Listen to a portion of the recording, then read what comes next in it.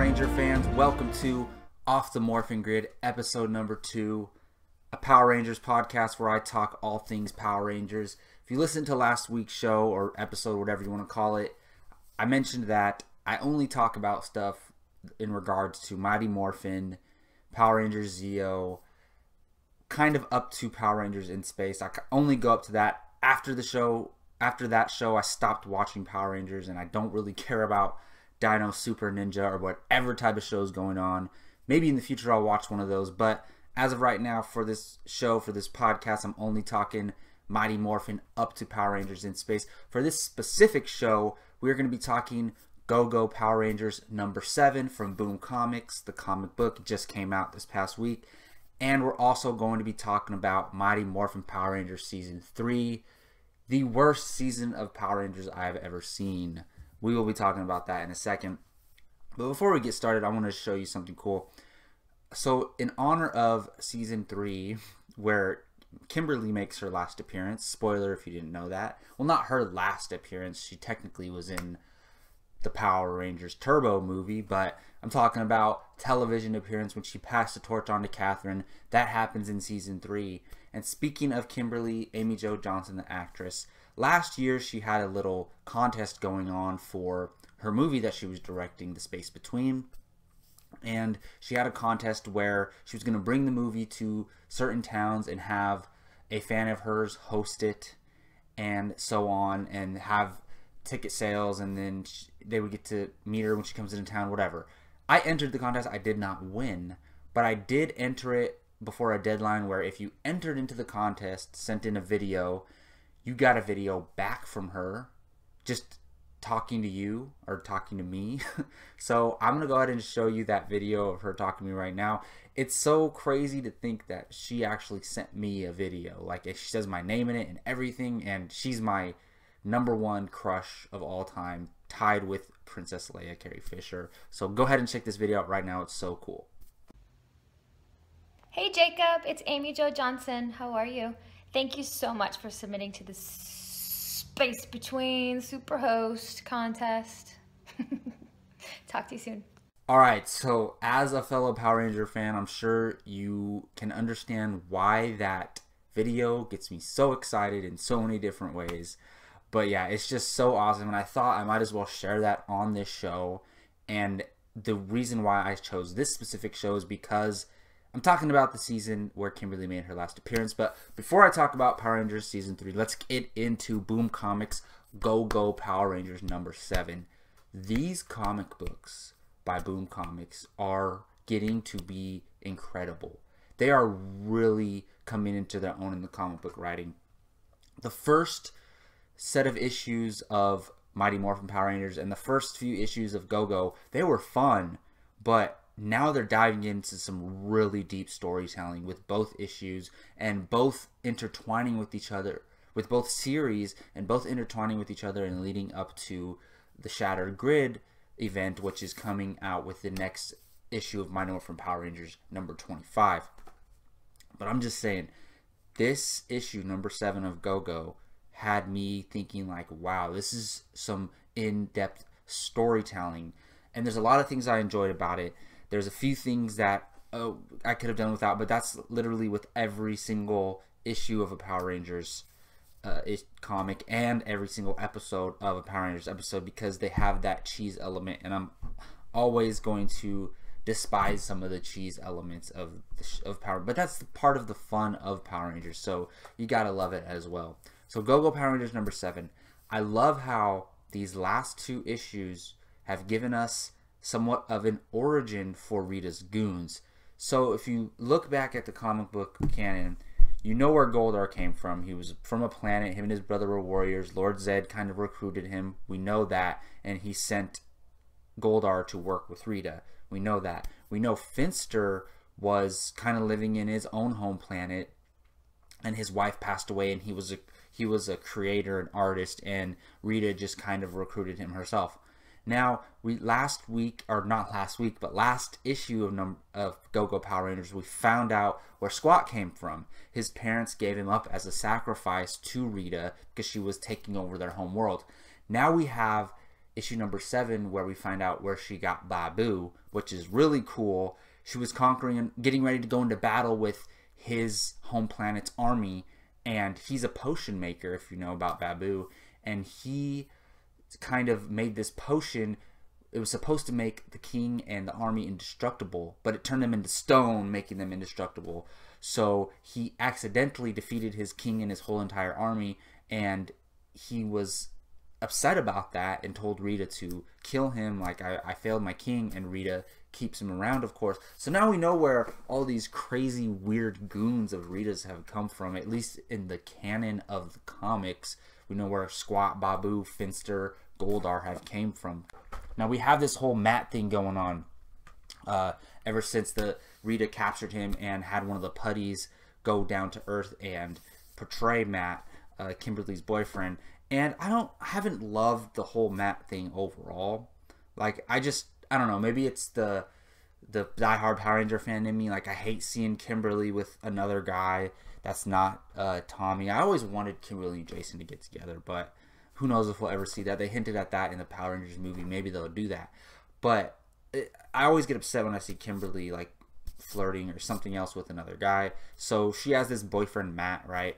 And he's not a terrible character, but when we're having the putty version of Matt down on Earth, it's not really Matt, so you can't evaluate Matt through that putty character. But it's so weird because the putty has emotions, and it starts to feel bad for what it's doing, and it starts to get attached to Kim and to the other Rangers and his friends, and it starts showing his human emotion. And that's really weird that these putties, or at least this one specifically, has a conscience and is aware and starts to have feelings and feel bad about what he's doing, infiltrating the team and, you know, screwing them over, eventually trying to defeat them. That's weird. I'll get more into that putty in a little bit, but I wanted to talk about back to the beginning of the issue, where the last issue left off, where Billy wants Matt to be the new Blue Ranger so he can join Promethea.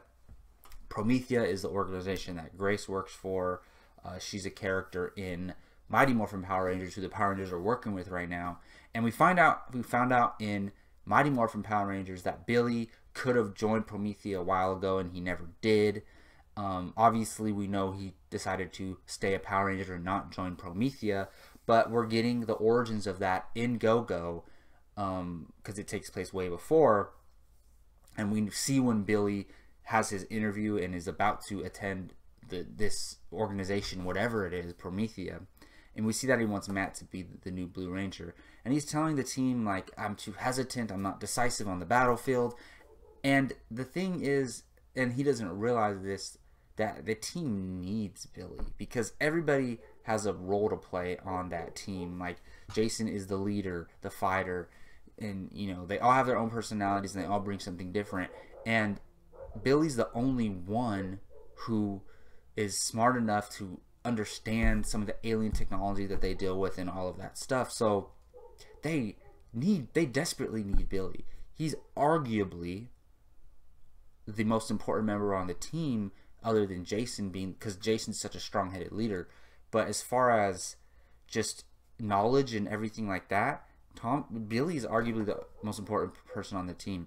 So if he doesn't understand it, that's weird, because if you bring in Matt, it's just another confident, cocky leader type character, and they already have 2 or 3 of those.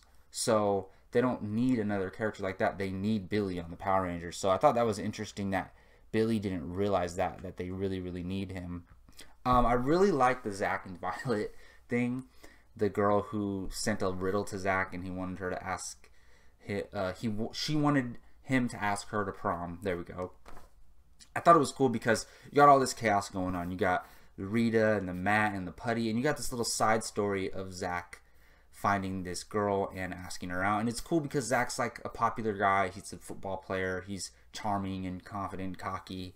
And this girl's kind of like a bookworm, and she's not popular. And I thought it was really cool. It showed his personality and how humble he is, that he like really wanted to take her to prom because of how much thought she put into sending him a riddle. So I just thought that was cute, I guess you could say. I I like love interest when they're subtle and they feel organic, and that one felt organic, at least off the page that I was reading. A relationship where I'm not necessarily into is the Jason and Trini thing. Like, they're throwing this in there. They're trying something with Jason and Trini, which is cool. It's just weird, though, because Trini has a crush on Jason. She likes Jason, whatever. But Jason never said that he likes her. And he's confused from the Matt Putty, telling him that Trini likes him. So it's kind of weird because he's not even, you see him conflicting with himself. He doesn't even say, I like Trini, what should I do? It's like he doesn't know what to do. He doesn't know if he likes her or not. And it's just kind of, why do two people on the team have to hook up? But I guess right now they don't have an on-team romance other than possibly Trini and Jason. So that is something we'll keep our eye on. I don't think it ever comes to fruition if the Mighty Morphin Power Rangers or issues are consistent with what's going on right now. If that's the true future of these Rangers, it doesn't seem like they have a romance later on. So we'll see what ends up happening with that. Now let's get back to that Putty that shows up at the end that Matt turns into. He's not no ordinary Putty, or he is not an ordinary Putty. He even says so. And when you see him start to grow and he has all these different elements to his body type, that was cool. Like, because the Putties are weak. Like, a normal human being can beat up a Putty as far as we know. At least the TV show Putties. If you are not reading these Power Ranger comics and you're a Power Rangers fan, you are crazy, because this is what we need right now. This is the great storytelling that Power Rangers has the potential to be, with all the mythology and the characters and all that stuff. So if you want to support Power Rangers so that you care and you want your fix of the original Power Rangers characters, you have to be reading these comics. They're not only are they great, just fun for Power Rangers, regardless of it being Power Rangers, it's great storytelling and it has so much thought put into it. So I definitely recommend checking those out. Start with number 1. Pick up the trades for each, whatever you got to do to check them out. Go to Comixology. You can read them all on there. I'm sure you could just read every single issue on Comixology, and then if you want, start picking up each issue at the comic book store. Alright, so let's get to the nitty-gritty of Mighty Morphin Power Rangers Season 3. Now, I'm just going to be brutally honest about this season. I effing hate it. And just because I'm a Power Rangers fan doesn't mean I'm going to love everything they do. I hate now, I used to love it as a kid, but now I hate the Mighty Morphin Power Rangers, the movie, and I hate this Season 3, and I strongly dislike Mighty Morphin Alien Rangers, which I will be talking about next episode. But we're going to talk about this. This kind of coincides with Mighty Morphin Power Rangers movie because they kind of go together with the same stuff that's going on. But this is so stupid, okay? They put out that movie, right? And then this season totally retcons the movie. They get their ninja powers in the movie, and then they get them again in the first episode of Season 3. It's so... I don't know who made that creative decision, but why not just build off what you set up in the movie? Why not just jump right into it right there? I understand maybe one reason why they did that is because maybe not everybody saw the movie and they wanted people who watched the end of Season 2 to just pick up from Season 2 and watch Season 3, especially kids who don't have the power themselves to go out and see the movie, so their parents never took them. At the time, I understand that. I also understand that maybe they wanted to kind of rewrite the mythology to fit what was going to happen for the rest of that entire season, because they were working with footage that they got from the Super Sentai series or whatever it was called during the footage for Season 3, and they needed it to fit whatever they set up in the beginning of that season. They needed that to fit with the rest of the season, and maybe what happened in the movie wasn't consistent with that. So that could have been a possibility. However, I think they could have found a way to just pick up from the movie and see that, and just like they did with going from Power Rangers Zeo to Power Rangers Turbo, the series, the first episode of Power Rangers Turbo, which we'll get into later, but the first episode of Power Rangers Turbo, they do a recap what happened in the movie, in Power Rangers Turbo movie. Why couldn't they do that with season 3 for the Mighty Morphin Power Rangers the movie? I don't know. Anyways, there's a few cool things in season 3. It's not all terrible. One thing I thought was very interesting was how they had to go to Alpha's home planet of Edonai, I believe that's how you pronounce it, and they had to go get the help of the Masked Rider. His real name is, I think he's Prince Dex Stewart, and I thought that was really cool because I didn't even know that the Masked Rider existed. I don't remember that one from when I was a kid, so when I was rewatching it, that's interesting. And Alpha's a robot. He has a home planet. That's so odd. And I think when they go to the home planet, I don't see any other robots that look like Alpha, so it didn't really make sense. Is Alpha just a one-of-a-kind being? Who knows? But I just thought it was very interesting, that mythology part of the Power Rangers. And it did open up my mind to the limitless possibilities of the cosmic elements of Power Rangers. If hypothetically, if they could explore stuff off of Earth, I think the Dex Stewart Masked Rider thing, Alpha's home of Edna, I would love for them to introduce that in the comics or whatever type of mythology they have going forward in whatever type of medium. That would be really cool. Alright, so now to get into the things I absolutely hate, and it has to do with them retconning the Mighty Morphin Power Rangers movie, is Ninjor and his stupid voice.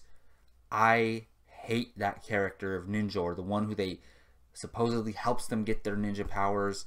His name's dumb because he's a ninja. His name's Ninjor, and then his voice is so annoying. Like, go just look up YouTube clips of Power Rangers Ninjor. His voice is so damn annoying, and I hate when he shows up and it's like out of nowhere there's like, oh, we can't handle this battle, let's get Ninjor's help. He just shows up out of nowhere and he's just already big and ready to fight with the Megazord. Like, what? It just doesn't make any sense to me at all. And I dislike the ninja powers overall, and how sometimes they fight in just the ninja clothes and then sometimes they morph. Why don't you just morph right away? What's the difference? I don't understand that there. I hate the Tanga Warriors. Oh my goodness, they're terrible. The putties are terrible as well. But there's a nostalgic factor to the putties because the cheesiness of the putties is what makes them so great. Like, we know they're so dumb and they're easy to beat up. Little kids can beat them up. And there's a fun element to that. The Tanga Warriors are just annoying. They're loud and ugly, and I hate them in the movie. I hate them in the show as well. So we have these goons. There's always the putties, the goons, the robots from Power Rangers Zeo, I believe. So I just was not feeling the Tanga Warriors ever or at all. There is another cool thing that happens in season 3 of Power Rangers is I always wondered why Rita and Zedd are always sitting on the moon, right? And they always send monsters to go fight the Rangers. Why don't they ever go fight them themselves? Why don't they ever say, hey, we're going to go fight them? And they do fight them sometimes, but I think this is the first time we get to see Zedd and the Red Ranger actually fighting, which is incredible. That's something that we've been waiting to see.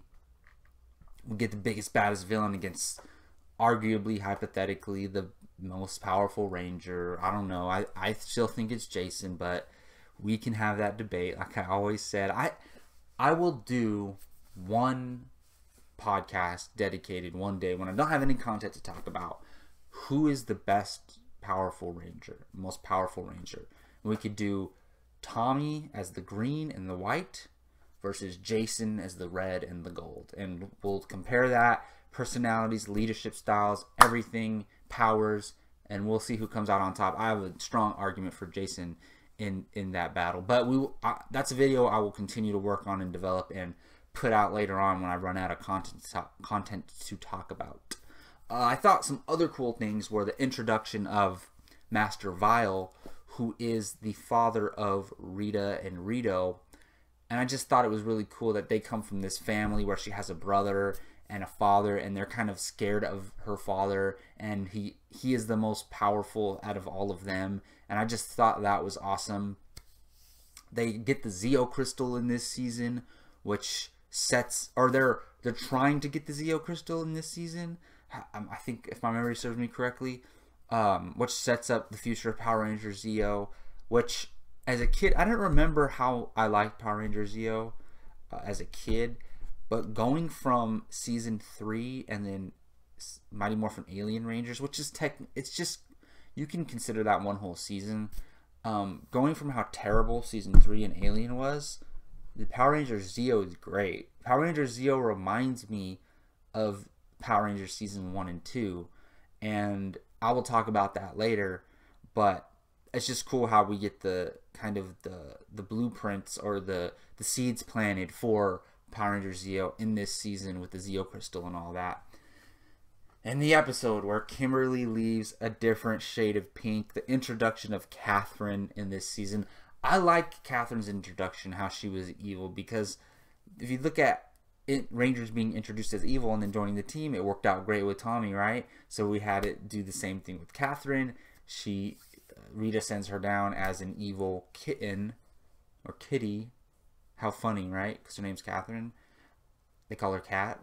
I thought her introduction was good, and it was so sad to see Kimberly leave because, I mean, who doesn't love Kimberly Hart? So that episode was bittersweet because it was cool getting the new Pink Ranger, and I liked the Catherine character, but it was so tough to watch Kimberly go. The Zords in Power Rangers Season 3 are ugly, disgusting, terrible looking. Like, the Zords never look great ever because it's bad special effects, it's TV, it's the 90s, right? But there's something cool about the look of the Zords in Mighty Morphin Power Rangers Season 1 and 2. Season 3, they look like animated puke throw up. Like, I don't know how to explain it. The way they look is just awful. Like, it doesn't even look good. Like, look at the original Megazord. It looks cool. Like, it looks like a big toy. These look like animated, just forced animation placed in a real environment. Like, it just does not look right, and they're ugly and they don't function cool. I just don't like the Zords at all. The Ninja Zords are stupid. The Shogun Zords, what the hell are those? Those were stupid as well. And what is up with, especially in this season, them introducing all these weird powers? Like, there's one where, like, Rocky grows and his hand grows and he, like, slaps a putty or something, or a Tenga Warrior, and they're, like, spinning off of trees and doing, I don't know, all this weird stuff. I don't know who came up with that. I don't like that in the mythology of Power Rangers because they never do it again. They never did that stuff in Season 1 and 2. They don't do that stuff in Power Rangers Zeo. So where did those powers come from? Why were they only in that season? Maybe it's just the ninja part of it gave them those powers. So this season ends with a cliffhanger where the Rangers get turned into kids, and then the Rita, Zedd, Goldar turn big, and they're going to attack the city. And then that leads into Mighty Morphin Alien Rangers, the Rangers of Aquitar, which we will talk about on next episode of Mighty Morphin Power Rangers. Now, you might be saying, I thought you were a Power Rangers fan. Why are you talking crap about a season? Because I'm an honest fan. I got to talk about the things that I love. I got to talk about the things that I hate and anything in between.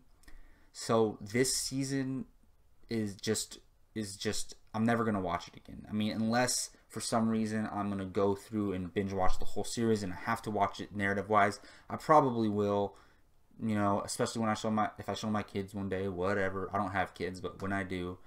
But it's just, I'm not going to look forward to ever watching it again. I love season 1 and 2. Love Zeo. I wish I could just jump from end of season 2 and jump to Zeo. But there's a lot of story in between, especially Kimberly leaving and stuff like that. That's very necessary.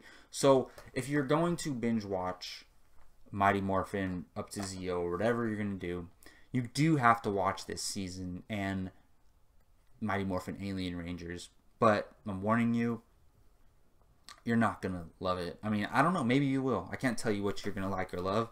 Alright, well, that's going to wrap up Off the Morphin Grid, episode number 2. Please let me know in the comment section what you thought of Go Power Rangers number 7 from Boom Comics, if you read it, or what you thought about my thoughts on it. Do you disagree with me? Also, let me know about Mighty Morphin Power Rangers Season 3. Do you love Mighty Morphin Power Rangers Season 3? Do you disagree with me on how terrible it is? Or do you agree with me? Because I can't understand some of the decisions they made. I am Jacob Bartley. I don't even think I said my name at the beginning of this episode, but I am your host, Jacob Bartley of Off the Morphin Grid for this Comic Hero Talk YouTube channel. Subscribe here if you like all things comic book superhero related. We talk movies, TV shows, comics on here, all things superhero and villain related. Subscribe here, especially if you like Power Rangers. I do a major push for Power Rangers on this YouTube channel. I'm going to do this show every week on Sundays. So thank you all for watching. Until next time, take care. And may the power protect you.